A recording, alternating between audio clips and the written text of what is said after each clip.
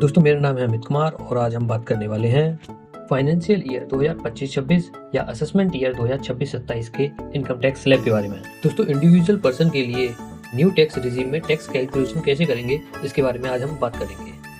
दोस्तों इनकम की पहली रेंज है 0 से 4 लाख तक की इनकम, इस पर आपको देना होगा 0% टैक्स।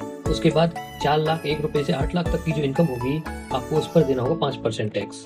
उसके ऊपर 8 लाख 1 रुपए से 12 लाख तक की जो आपकी इनकम होगी उस पर आपको देना होगा 10% का टैक्स।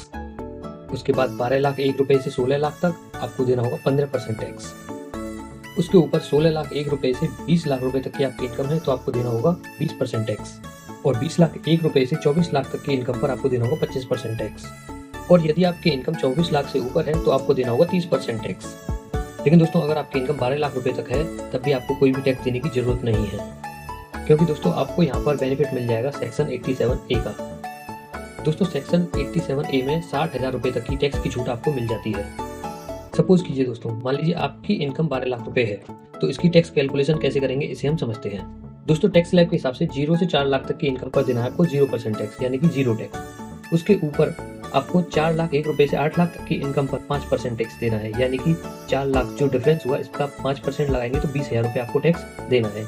इसके ऊपर 8 लाख 1 रुपए से 12 लाख तक की इनकम पर आपको देना है 10% टैक्स, यानी कि अगले 4 लाख पर आपको 10% टैक्स देना है, यानी कि 40,000 रुपए। टोटल टैक्स हो जाता है आपको 60,000 रुपए आपको देना था। लेकिन सेक्शन 87A कहता है कि हम आपको 60,000 रुपए तक की टैक्स की छूट दे देंगे, इसलिए इस 60,000 में से 87A की छूट आप ले लेंगे और आपका टैक्स हो जाता है 0।